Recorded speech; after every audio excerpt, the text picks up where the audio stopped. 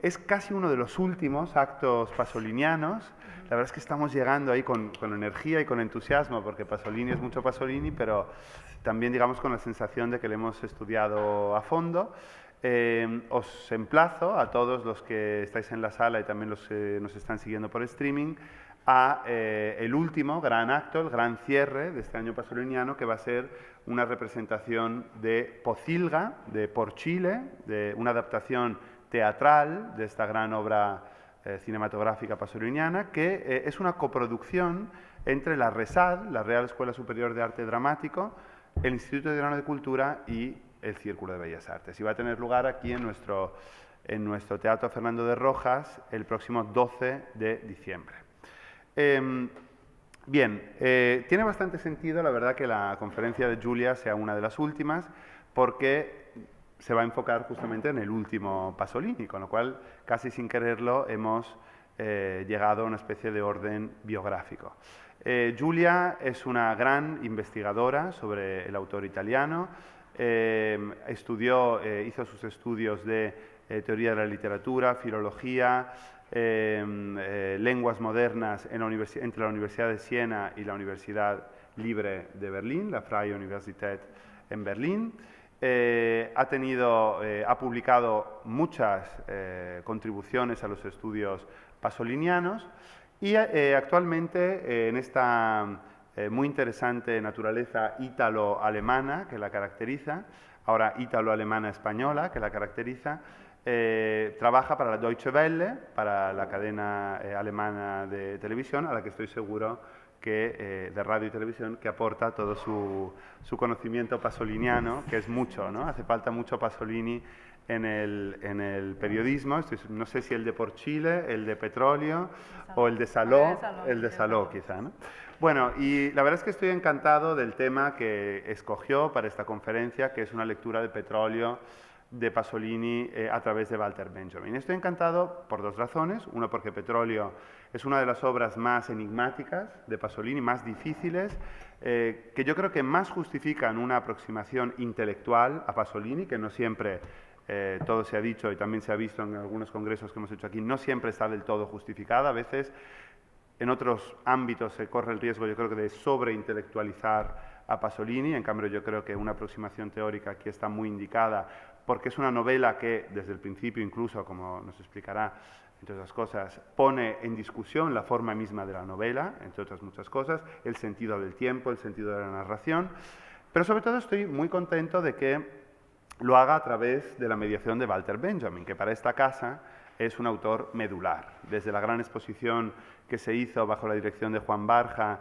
y bajo la supervisión de César Rendueles, que dio lugar a ese enorme Atlas Pasolini, Atlas Walter Benjamin, que todavía se puede ver en nuestra página web, pues ha estado en el centro de la manera que tenemos en el Círculo de comprender pues la cultura, el pensamiento, las artes y, de hecho, en gran medida, nuestra escuela sur, nuestra escuela para artistas, pues si tuviera que calificarla con un adjetivo, diría sencillamente el adjetivo benjaminiano. Así que es una pareja magnífica, la de Pasolini y Benjamin, la que va a aflorar en la conferencia de Giulia, a la que agradezco una vez más por su presencia aquí y a la que, encantado, le cedo la palabra.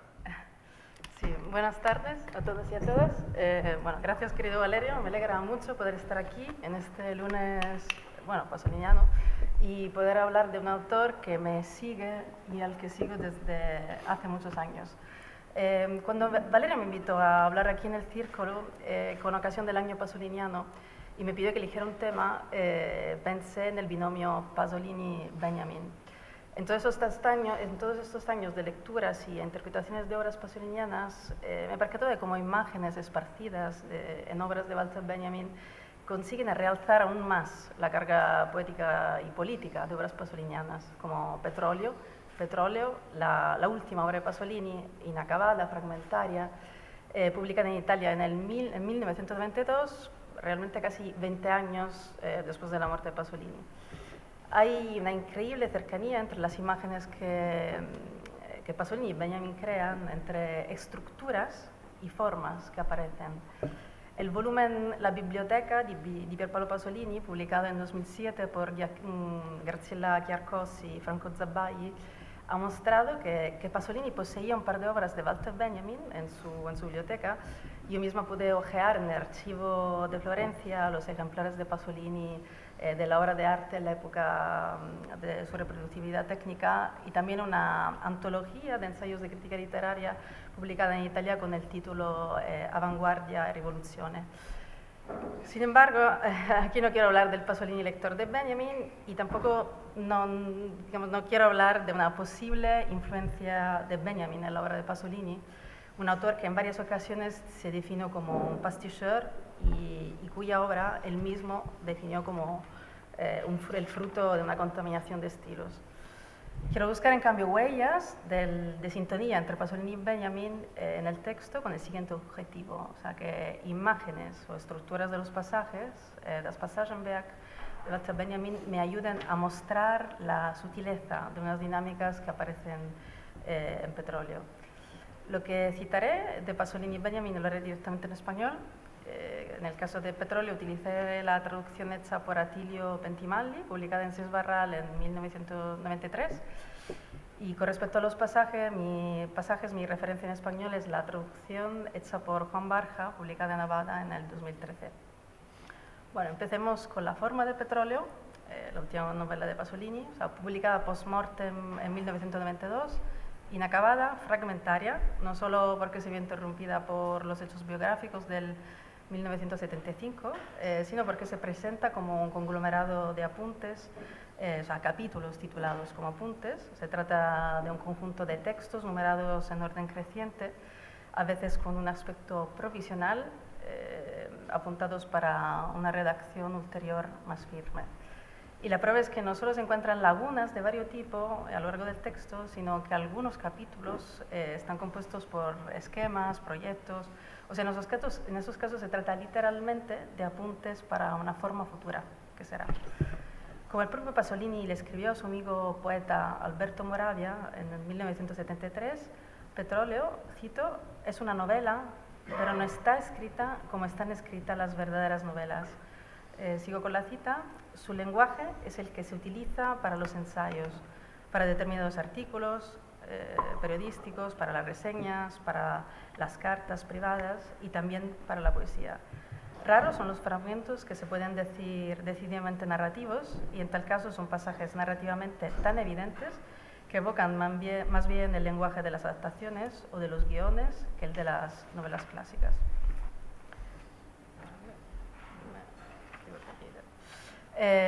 Una nota fechada también en 1973 y que ahora sirve de prólogo a Petróleo revela el proyecto de la novela que Pasolini había concebido. Como él mismo escribe, después de la segunda redacción, Petróleo habría tenido que ser la edición crítica de una obra monumental, habría presentado una enorme cantidad de documentos históricos o periodísticos que, como escribe Pasolini, cito, atañen a los hechos del libro, especialmente por lo que se refiere a la política y más aún a la historia de Leni. Y así es, aunque esa concepción delineada en 1973 no se refleja en lo que leemos, tan solo porque no ha llegado a la segunda redacción planeada, lo que queda es un pastiche intercalado con una aparente unidad, un relato tradicional solo en momentos puntuales. El aglomerado se yuxtapone al relato de la vida del protagonista Carlo, burgués, ingeniero turinés, que hace carrera en la ENI, la Corporación Nacional de Hidrocarburos. Se cuenta la disociación de Carlo en dos Carlo, el Carlo Polis y el Carlo Tetis, el Carlo moral y trabajador y el Carlo vicioso, adicto al sexo, cuyas experiencias el narrador-autor detalla prolijamente en varios núcleos del libro.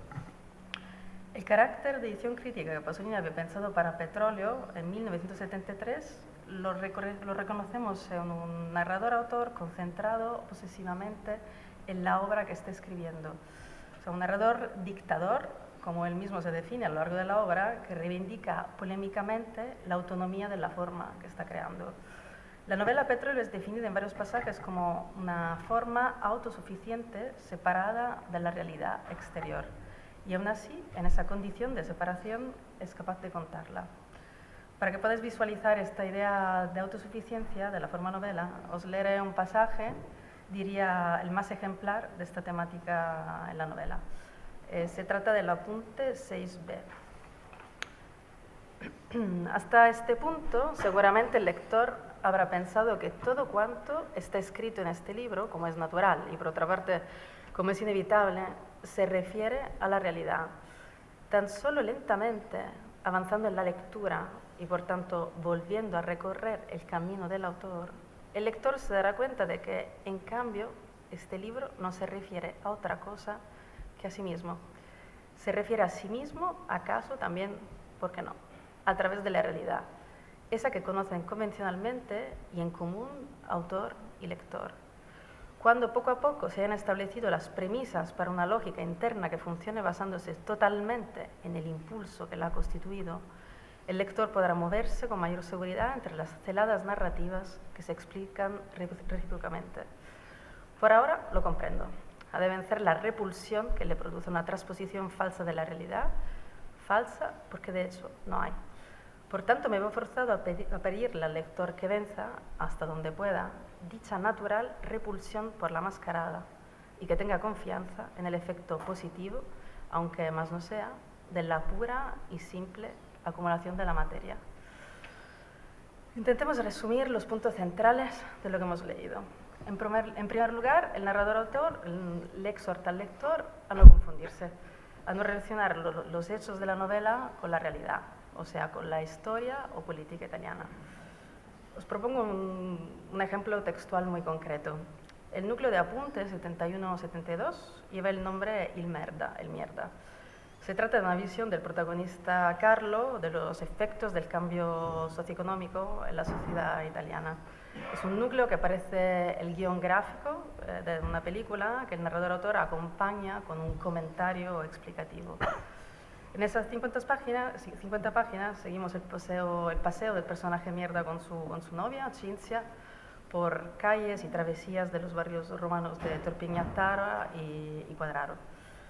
Hay reminiscencias dantescas, alusiones a la comedia, porque el espacio horizontal por el que avanzan los dos personajes está dividido en zonas llamadas gironi y bolge, los círculos y el foso del octavo círculo del infierno dantesco.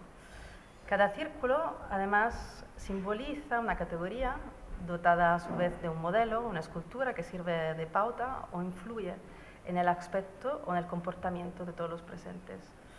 Lo característico de de este núcleo de apuntes es la contraposición entre la realidad y la visión, la comparación constante entre la realidad de un tiempo y la visión del país que será. El contraste se revela sobre todo en la diferencia cromática entre estas dos dimensiones. La realidad tiene, cito, el consabido color de la vieja vida, apagado, mísero, confuso. En cambio, la visión, cito, naturalmente es polícroma. Los 15 círculos y los 5 bolge presentan una variedad cromática tan exacta con el objetivo de querer representar visual y minuciosamente los matices de la degradación que se está adueñando de la sociedad italiana. Teniendo en cuenta todo esto, recordemos el razonamiento del narrador-autor de Petrolio, al que hicimos referencia hace un momento leyendo el apunte 6b. Lo que leemos en el ejemplo del núcleo del mierda no provendría directamente de un contacto con la realidad externa, de una interpretación de los fenómenos históricos, políticos, acontecidos en Italia en los años 60. La obra Petrolio llegaría en cambio a la realidad extratextual gracias al reflejo de sí misma en su forma, o sea, la forma de la novela. Como había afirmado el narrador-autor en el pasaje que leímos, este libro no se refiere a otra cosa que a sí mismo. Esta falta de contacto con la realidad exterior, con rasgos tautológicos y oscuros, presenta dos contradicciones evidentes. Por un lado, Petrolio se refiere, cito, a sí mismo acaso, también, ¿por qué no?, a través de la realidad. De esta manera, Petrolio fungiría ella misma como mediadora entre sí, la obra textual, y la realidad extratextual. Por otro lado, la pura y simple acumulación de la materia implica ella misma un contacto directo con el flujo temporal externo a la ficción, lo que inevitablemente implicaría la intromisión de la realidad en Petrolio.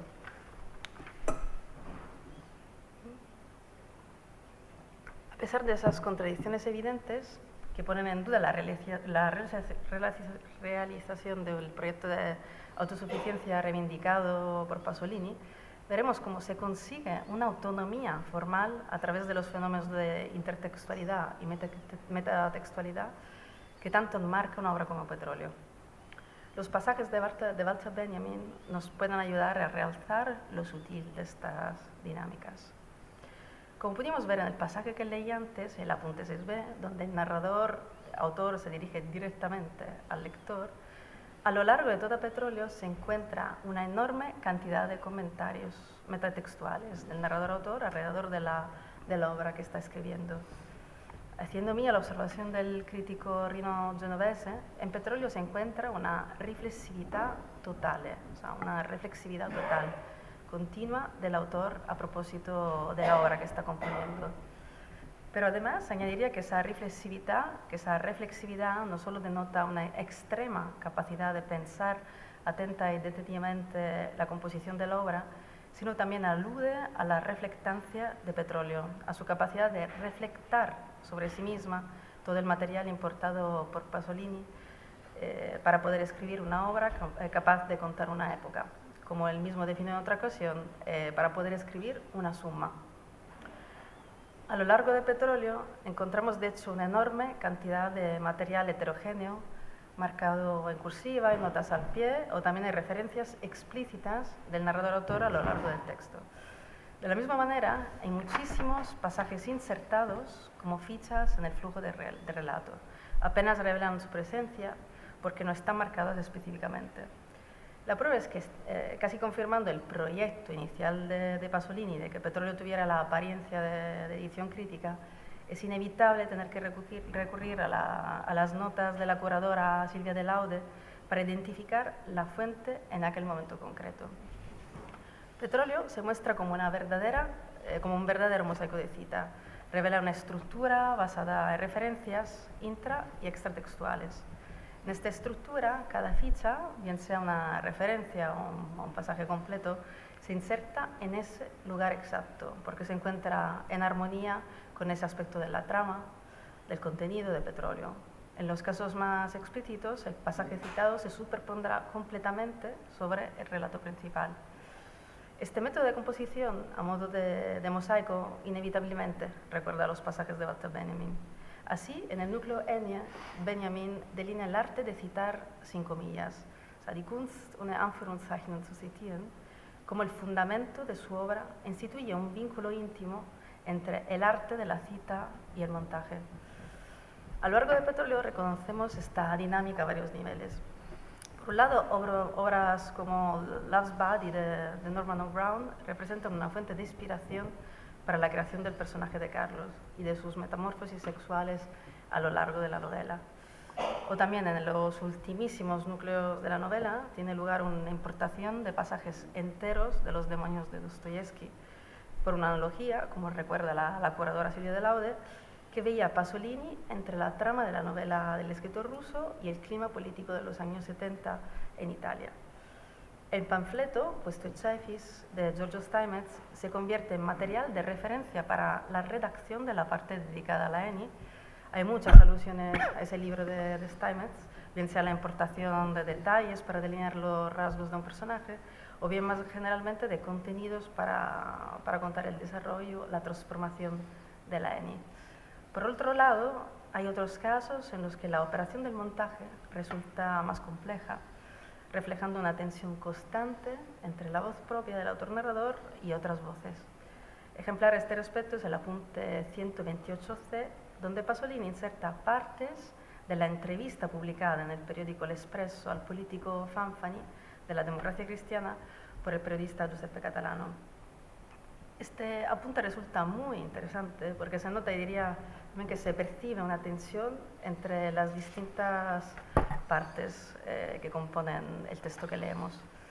Mientras el relato principal abre y cierra el núcleo, le sigue la entrevista a Fanfani, que importada sin variación se alterna con comentarios e invectivas del narrador-autor.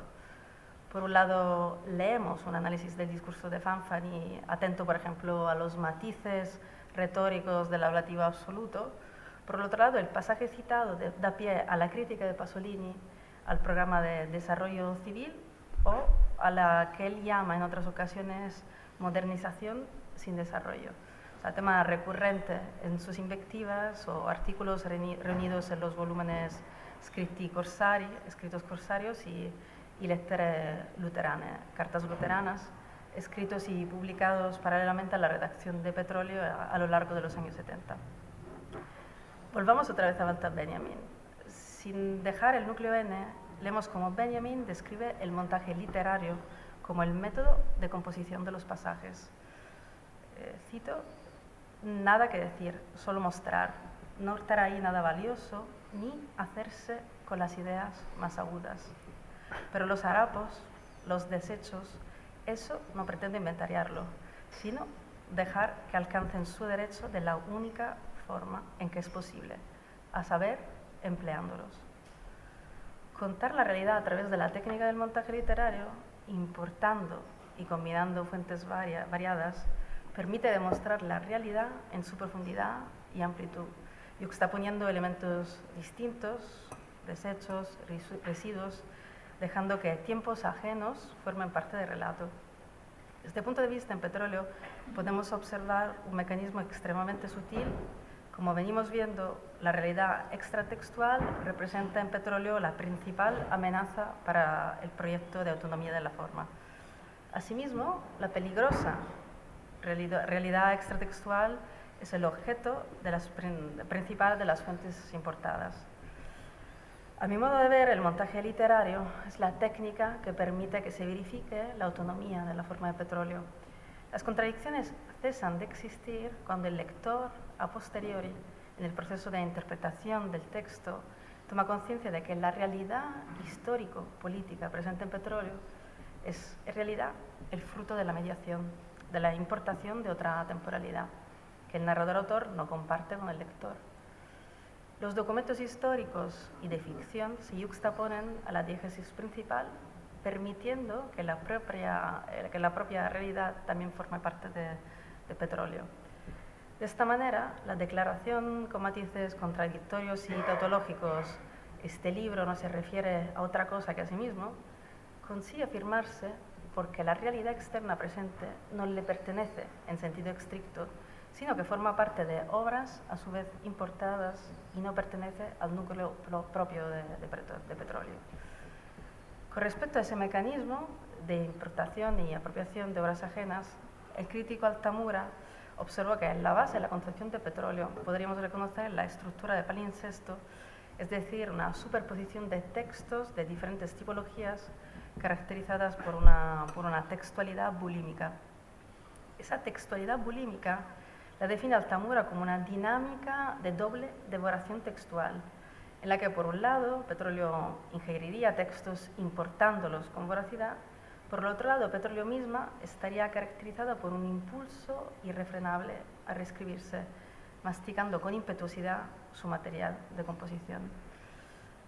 Detengámonos otra vez en los pasajes. En la nota 11ª del primer apartado del núcleo N, Benjamin parte de un juicio polémico y con connotaciones de rechazo del crítico del arte Guidion sobre obras artísticas secundarias, que nos generan Heights, que no entendería tanto como encanto, solución elegida en la versión española, sino más bien como una reacción física que se puede incluso interpretar en términos de pulsión. Una pulsión que sería sinónimo de interés y que podría constituir un primer acercamiento, insisto, físico, a la interpretación histórica de la realidad. El concepto de textualidad bulímica con respecto a Petróleo puede obtener un valor añadido y más radical si es puesta en relación con lo que acabo de citar de los pasajes de Benjamin. La devoración incontrolada no implicaría exclusivamente una masticación furiosa, continua de los contenidos importados. La textualidad bulímica implicaría además una pulsión que se mueve constantemente entre la devoración y la repulsión, entre la masticación y el rechazo, entre la seducción y el alejamiento. Ese mecanismo puede, a mi entender, ampliar el concepto de mosaico de citas que Pasolini había concebido como estructura básica de Petróleo. El mosaico de citas, que además de ser el resultado directo de importación de pasajes o fragmentos de otros textos, sean obras literarias o artículos periodísticos, puede representar también el efecto de la yuxtaposición de los restos devorados y arrojados, de los textos tragados y expulsados después de la masticación. Esa variedad de restos intertextuales revela realmente lo potencial de la forma de Petróleo. O sea, una novela inacabada, una recopilación de apuntes, un mosaico de citas, un aglomerado de residuos, de restos, de material a medio deglutir, de desechos con un valor textual. Todo esto consigue lograr que Petróleo se convierta en una obra multi y estratiforme, en la que cada capa, cada resto se convierte en un pasaje hacia otro tiempo, hacia otra realidad, hacia otra historia, una suma de pulsiones. Bueno, gracias.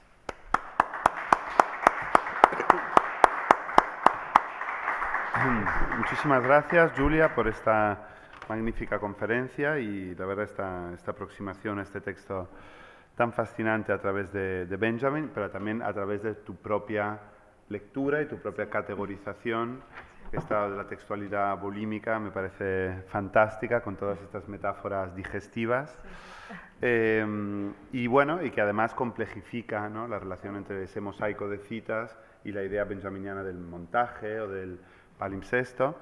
Y que además aclara, yo creo, eso que es lo más difícil para un lector de Petróleo, más allá de la forma fragmentaria e incompleta, y es esos diferentes niveles de textualidad y esa irrupción, ¿no?, del narrador, de ese narrador dictador, a veces de manera violenta, ¿no?, como tú misma has leído, y con esas a veces notas al pie, a veces intercalados en el propio texto.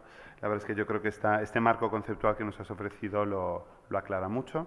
Yo tengo muchas preguntas, pero para no ser descortés, pues dejo que sea la sala la que rompa el hielo, abra el fuego, en fin, todos estos clichés y metáforas del momento de las preguntas. No sé si hay alguna pregunta. Sí, por favor. Sí, no, quería, con lo que estaba usted diciendo, me recordaba mucho el grado cero de la escritura de Barthes, ¿no?, que decía que escribir es un verbo intransitivo, ¿no? Y veía, digamos, la influencia de Benjamin en toda esta gente, incluso en Eliot, ¿no?, que decía que la escritura moderna es citar, ¿no? Parecía muy, muy interesante. Esto, si lo alargamos, ¿no?, digamos, a la última enseñanza de Lacan, él viene a decir que realmente el sujeto, él se vuelve loco, esto lo dice ya con 73 años en el seminario, dice, hoy recomienzo, ¿no? Y dice, el sujeto no quiere comunicarse en contra de lo que piensa la lingüística y lo que piensa el estructuralismo. El sujeto lo que quiere es gozar, ¿no? Y ahí lo relacionaba un poco también con lo de Barthes, el placer del texto, ¿no? Es decir, que realmente en contra de lo que queremos no nos comunicamos, ¿no?, sino que lo que hacemos es que gozamos cuando hablamos, ¿no? Muy interesante. Toda la cuestión está incluso de la pulsión oral cuando hablamos, ¿no?, que de algún modo no deja de ser, como dice muy bien Pasolini, pulsión de muerte, ¿no? Freud decía que cuando la pulsión de muerte y la pulsión de vida se desintrincan, entonces es cuando la pulsión de muerte hace todo su trabajo, ¿no? Me ha parecido muy bonito lo que ha dicho usted. Muchas gracias. Usted, gracias. Sí, sí, o sea, realmente, sí, o sea, también Pasolini, por eso al principio he querido también subrayar un poco que era también, o sea, que quería conectar también Benjamin con Pasolini un poco por así asociaciones, digamos, todos estos años, pero realmente podríamos conectar también, como usted ha dicho, tenemos 1 millón de asociaciones también con escritores modernos y contemporáneos, y Pasolini, por eso también, yo creo que también lo interesante de todos estos eventos y de todas estas lecturas e interpretaciones es que es muy actual y muy contemporáneo, y a pesar de que los últimos años tuvieron una terrible polémica, por ejemplo, La Vanguardia, realmente, con todos los contemporáneos, en realidad, si leemos Petróleo, hay cosas que no nos convencen. Y Gracias, sí, pero totalmente. Comparto también su asociación y ideas. Sí. ¿Más preguntas?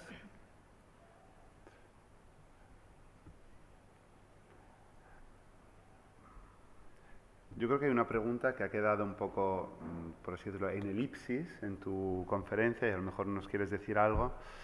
Muy interesante también esa parte filológica del principio sobre que efectivamente había dos obras de Benjamin en la biblioteca de Pasolini.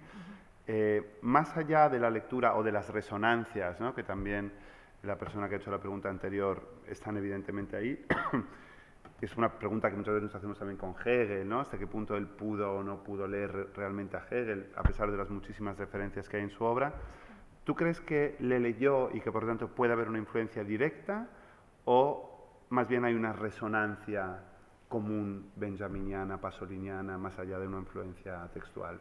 O sea, yo sí que cuando estuve en Florencia sí que vi estos dos, o sea, digamos, estas dos obras, pero curiosamente, claro, como ya había notado, digamos, una sintonía entre, digamos, imágenes de Pasolini y Benjamin, los pedí, me acuerdo, en el archivo con ese objetivo, para ver si había a lo mejor alguna influencia, algún marco, pero curiosamente, a diferencia de otras obras, por ejemplo, de Bergson, curiosamente no parecían nuevos, o sea, no tocados. O sea, y sí que ahora una de las últimas, hay una revista, digamos, la revista internacional sobre Pasolini, que es Studi Pasoliniani, casi dedicó, digamos, un volumen a Benjamin y a Pasolini, y sí que recuerdo, por ejemplo, Antonio Bozzocchi sí que dijo que realmente no podemos a lo mejor partir también de una sintonía, de una resonancia, de una cercanía también a nivel de imágenes, pero realmente no podemos demostrar ni que él fuera un lector, ni que él importara directamente conceptos de su obra. Podemos solo, por eso yo también creo que el tema de la filología, realmente de la coherencia, de la relación con el texto, de la base textual es tan importante porque realmente no nos podemos inventar nada. El texto es realmente lo que nos da y que no, por eso no, yo diría más una sintonía y una cercanía, pero una importación directa y Pasolini lector, difícil de mostrarlo, sobre todo las obras estaban muy nuevas y muy limpias. Mientras se va animando la sala a hacer preguntas, yo no me resisto... Ah, hay una pregunta ahí, sí, sí.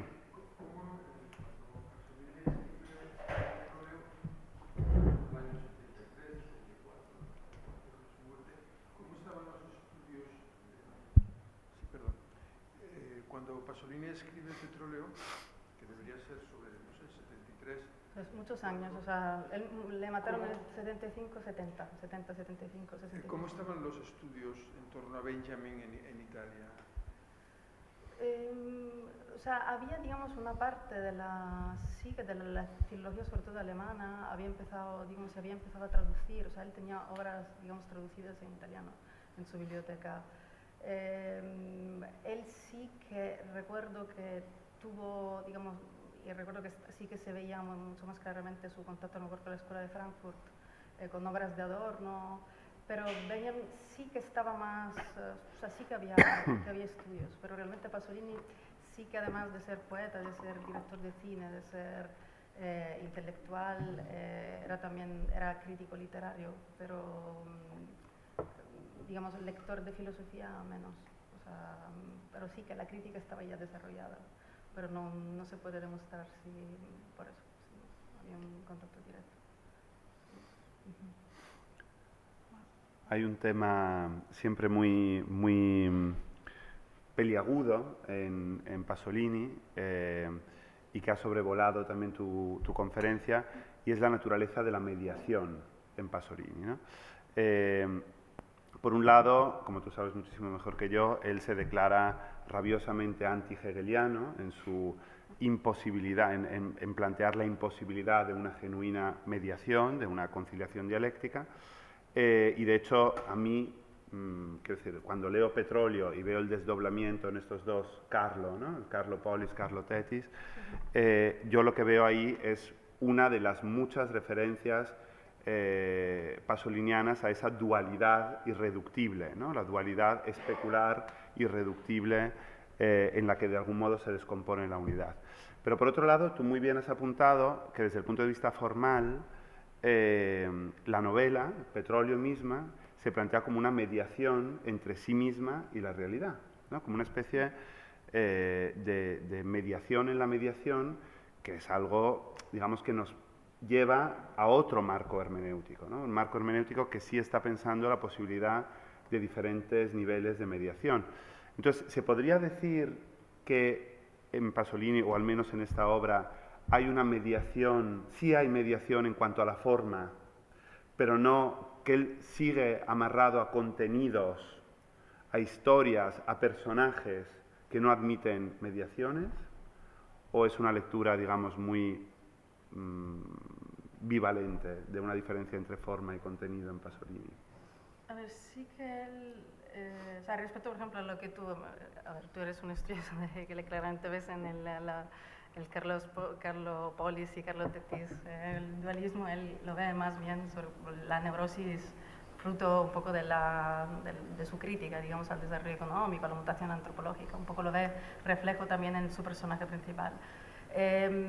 A ver, sí que en todo, digamos, en el periodo de redacción, de composición de Petróleo, sí que él estaba también en los poemas que escribía muy obsesionado, digamos, estaba muy presente el tema del dualismo y digamos, del rechazo de la síntesis hegeliana.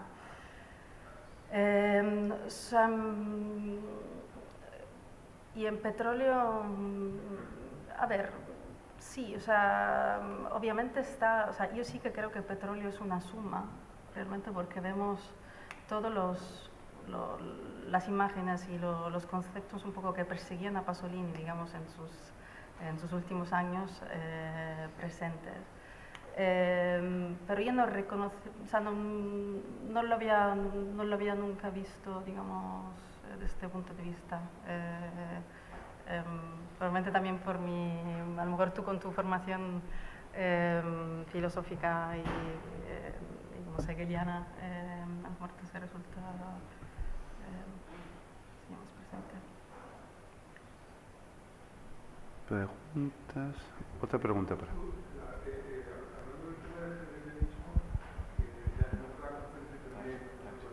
También alguien insistió, creo que usted mismo también insistió algo ahí. No puede haber ahí una lectura muy en el tipo de las clases y lecciones de Kojève y de una escuela, digamos, más en la línea de Bataille, que sí que eran, digamos, procedían de los estudios de Kojève y, sin embargo, mantenían esa imposibilidad de, digamos, de reconciliación, y con una célebre frase: es necesario el sistema, es necesario el exceso. ¿No estaría por ahí un poco, podría haber una clave de ese vínculo de Pasolini con Hegel, precisamente con esa tradición más a lo Bataille?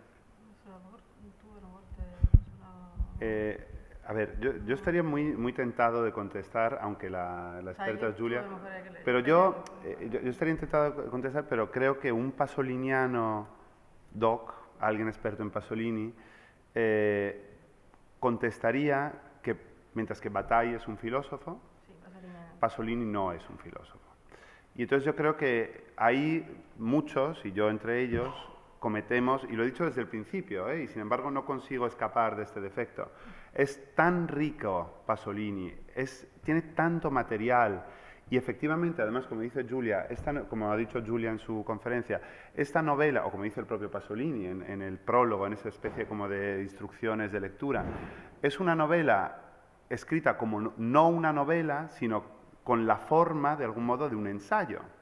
Y entonces eso creo que nos desvía en una lectura particularmente filosófica de una obra que, sin embargo, no es de un filósofo. Entonces, yo el otro día estuve dando una conferencia con Fernando Sabater sobre Bataille en la Casa de Velázquez, y inmediatamente hay temas, ¿no? El exceso, que de algún modo resuenan en ambos, ¿no?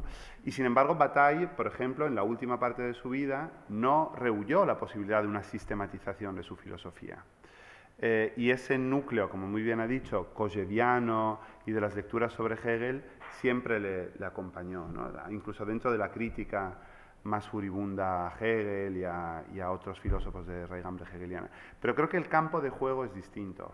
Por un lado, el de la filosofía, por muy alejada de Hegel que sea, y yo creo que aquí estamos como en un plano diferente. No sé qué opinas tú, digamos, Julia. yo sí que creo también, Pasolini era, por eso al final, obviamente el de formación poética, novelista, era muchas veces a lo mejor, era realmente un artista poliédrico y de vez en cuando a lo mejor la tentación que tenemos a interpretarlos a lo mejor en categorías que no le pertenecían. Realmente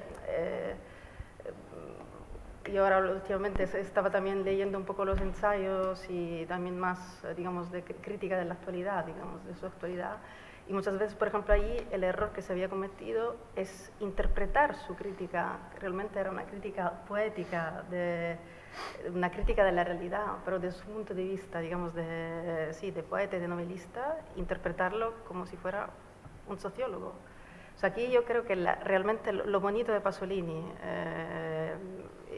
y casi extenuante, porque realmente no podría no terminarse nunca, digamos, la crítica o, digamos, la interpretación de sus obras. Y la tentación que tenemos es, realmente nos da tanto material y tantas vías de interpretación que a lo mejor hay veces que lo podemos también interpretar en varias maneras y con distintos. Sí que es a lo mejor lo interesante y lo infinito realmente. Espera que te den el micrófono. Y más que una pregunta es un comentario, pero es verdad que es evidente este vínculo o esta aproximación más o menos intelectual, abstracta, ¿no? Digamos, a la novela, ¿no? Pero hay una tercera dimensión que yo creo que no es menor y que lo has, digamos, dejado bastante claro en la ponencia, que es la dimensión del cuerpo, ¿no? O sea, cuando el recurso a lo bulímico, ¿no? A esta concepción, en el fondo, se hace eco de un fenómeno que queda un poquito, digamos, en un segundo plano en la época, ¿no? Que hay una crítica que se está intentando hacer precisamente desde el cuerpo. O sea, pienso en Jean-Pierre Richard, por ejemplo, ¿no? Literatura y sensación, ¿no? La influencia de, sí, lo freudiano, sí, lo lacaniano, pero desde el cuerpo. Y eso es Pasolini, en el fondo, ¿no? Y por eso la pertinencia, yo creo que es importante esta aproximación al texto desde la bulimia. O sea, un tema más corporal no puede haber a medio deglutir. O sea, ya no es una vuelta de tuerca que yo creo que supera incluso, pues esto, justo el debate, digamos, que se estaba articulando en la época, ¿no? Y que creo que queda, la Escuela de Ginebra en ese sentido es bastante claro, los Coulet, todos estos, ¿no? Starobinsky a lo mejor ya más digamos, más hacia lo abstracto, ¿no? Pero sobre todo el caso de Richard, yo creo que además lo tuvimos aquí al lado, lo tuvimos en el Instituto Francés aquí en Madrid escribiendo pues, obras tan importantes como Literatura y Sensación, ¿no? Que creo que lo quería añadir, digamos, al debate. Sí, quizá hay un vínculo, ¿no? Ahí entre la propia escritura y la vida, ¿no? No solo el cuerpo, sino también la vida. Y ahí yo creo que con Bataille sí que hay una buena relación, ¿no? Efectivamente, es decir, pensemos en todo el tema de lo escatológico, que es quizá lo que inmediatamente nos puede venir a la mente en una comparación entre los dos autores y en una comparación, efectivamente, ¿no? Lo sagrado y la relación, efectivamente, el exceso, lo sagrado, el erotismo, a través, por otra parte, de lo escatológico y todo ello ligado con la muerte, ¿no? Y eso llevado a su vez a la vida y a las prácticas, eso es así. Y entonces, ¿en qué medida, y eso es una pregunta muy, muy básica y muy tonta, ¿en qué medida tú crees que este doble Carlo, o cuál de los dos Carlos, puede tener una faceta autobiográfica? ¿O hacerse esta pregunta justamente es caer en el defecto de ver en la novela una aproximación a la realidad que el propio Pasolini nos está vedando? Pero por otra parte, aunque nos lo esté vedando, ¿es legítimo hacernos esta pregunta? ¿No? A ver, en la carta que he citado, que le escribe a Moravia, a su amigo, al poeta, es una carta, así son 2 o 3 páginas, y le dice que tiene una repulsión, digamos, por una repulsión que sienten con respecto a Carlo, porque se ve, o sea, nota una cercanía con Carlo. O sea, obviamente, o sea, el problema también en Italia de la recepción a lo mejor de petróleo es que hay muchísimas páginas, como lo que me comenté, en que se dedica muchísimo al relato, digamos, sobre todo del amor, sobre todo homosexual, ¿no? En términos muy, o sea, con muchísimos detalles. Y, ahí es inevitable que, sobre todo en una recepción en Italia, digamos, de una época, es inevitable que sea asociado, digamos, el Carlo Tetti, el Carlo, adicto, digamos, al sexo, digamos, sobre todo unas pasiones y una debilidad, digamos, de Pasolini, también por todos los juicios que ha tenido.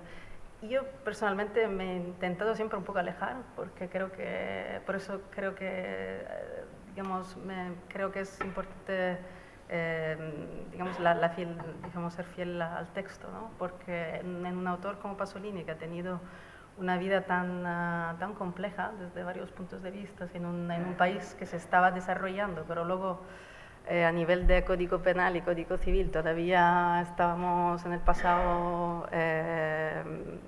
Sí, por eso obviamente hay mucho de Pasolini, y obviamente leyendo todo Petróleo también reconocemos poemas suyos y ensayos suyos, invectivas suyas, y también probablemente experiencias que él mismo hizo, digamos, a nivel de relaciones interpersonales. No sé si hay otra pregunta más. Sí, por favor.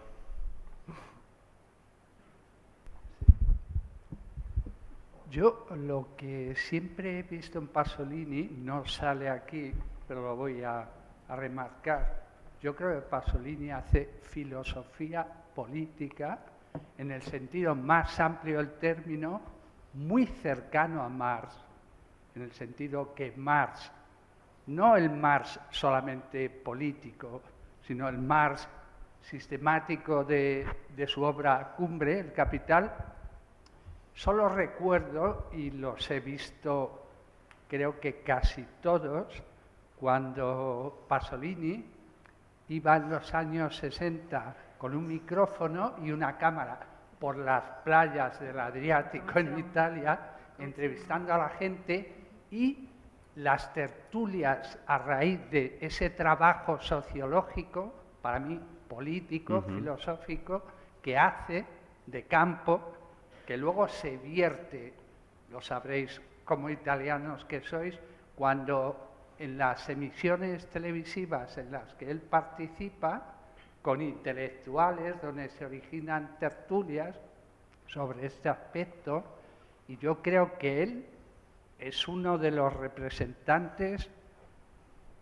Ya hubieran querido, cuando aquel señor preguntaba si había estudios sobre Benjamin en Italia, ya habrían querido los intelectuales de la autonomía operaia italiana de los años 70 haber imbricado, haber penetrado de la forma que humildemente yo creo que Pasolini lo hace muy en el inicio.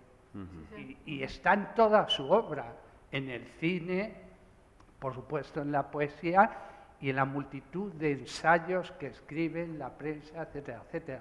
Por eso yo siempre reivindico un Pasolini filósofo político, ¿no? O sea, que hace filosofía política. Gracias. Sí, yo diría más que a lo mejor lo que usted quiere decir, o sea, vería más, digamos, filósofo político más en sentido de cercano realmente de la polis, casi de la vida de la ciudad, de la gente, eso sin duda. O sea, lo que decía, claro, él, Comizi d'amore, a qué se refiere usted cuando iba por las playas a preguntar, eso es un trabajo muy interesante y también un documental precioso, me resulta, sí. Y en general su presencia, digamos, en el debate, a lo mejor allí sí que, por eso Pasolini, digamos, en Italia en la recepción a lo mejor ha sido un personaje bastante contradictorio, a lo mejor por su presencia, porque él, yo sigo diciéndolo, él, lo que usted dice que comparto, pero también él era poeta, ¿no? Y era... Y a lo mejor por eso digamos, la percepción, digamos, de mucho público, o sea, ha sido siempre bastante problemática, digamos, su presencia, digamos, en los debates. Pero sí que él era un grandísimo observador, un grandísimo también amante, digamos, de la vida y de la gente, y por eso lo que comenté sobre el apunte, sobre sus núcleos, que él le llama el mierda, ese personaje que anda, que pasea con su novia, realmente es un lamento, digamos, del cambio, y del cambio, digamos, de la degradación, de lo cómo está cambiando la sociedad, digamos, por ejemplo, digo, Mizzi d'Amore. Sí, sí, o sea, Pues yo creo que si no hay más preguntas podemos cerrar, no sin antes hacer un pequeño apunte, y es que, aparte de que ha sido un lujo tremendo, Giulia, de haberte tenido aquí, este año Pasolini, dado que creo que es la última vez, ¿no?, que voy a hablar en un acto del año Pasolini, porque no creo que en el espectáculo de teatro, en medio de la Pocilga, que os recuerdo que es el 12 de noviembre, Pocilga, no os lo podéis perder, 12 de diciembre, no os lo podéis perder, pues ha sido, creo que, extraordinario. He hecho un recuento esta mañana. Solo aquí en el Círculo hemos tenido 25 actos a lo largo de todo el año relacionados con Pasolini. Hemos tenido 2 retrospectivas completas de una completa y otra parcial a través de los mitos de su cine.